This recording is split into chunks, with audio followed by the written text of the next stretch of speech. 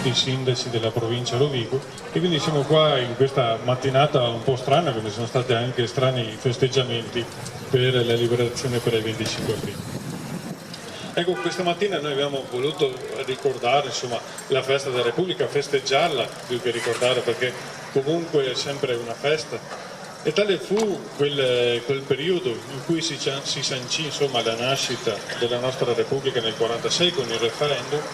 e si sancì anche, il paragone è ma anche fin troppo ovvio con il periodo che viviamo, un nuovo inizio per la nostra nazione, un nuovo inizio per una nazione giovane, che muoveva ancora diciamo così, i suoi primi passi, scusate il bello della diretta, e per una nazione insomma, che in quel momento stava vivendo una delle sue svolte più epocali, infatti con la fine della monarchia e con l'inizio della Repubblica. Ecco, questa giornata assume un connotato ancora più particolare in questo periodo qua di coronavirus, perché insomma stiamo vivendo, lo vivremo da domani, la famosa data del 3 giugno, un nuovo inizio appunto per la nostra vita, più che un nuovo inizio, un tentativo di ritorno a quello che era una vita normale dopo questi mesi. Certo il paragone non è neanche da fare, passatemi il termine, con quello che fu la seconda guerra mondiale e poi la nascita della Repubblica. Però nel festeggiare, nel ricordare quella data, nel ricordarla ogni anno, quello che ci ricordiamo è che come nazione abbiamo superato tantissimi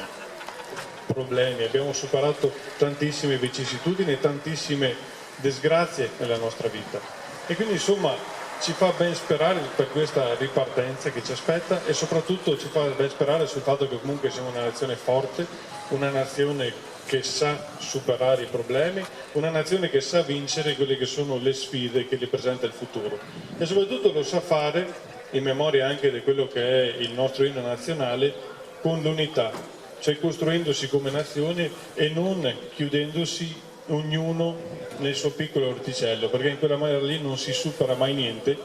però abbiamo superato tutte le nostre sfide rendendoci conto, una volta sempre di più, che siamo una nazione unita, una nazione forte e una nazione con tantissime potenzialità, alle volte inespresse, alle volte usate male, ma il più delle volte canalizzate e utilizzate per quello che è un percorso giusto e corretto per risolvere tutti i problemi e soprattutto per costruire sempre un futuro migliore per chi verrà e soprattutto anche un futuro migliore per noi insomma, che dobbiamo costruire. Quindi grazie a tutti per essere qua stamattina nonostante tutti i problemi che ci sono, buona festa della Repubblica, buon 2 giugno a tutti quanti e che l'esempio di chi ci ha preceduto tanti anni fa sia ad esempio per noi per riuscire a superare tutti i problemi che abbiamo adesso. Quindi grazie a tutti, buona festa Repubblica e buon 2 giugno a tutti quanti.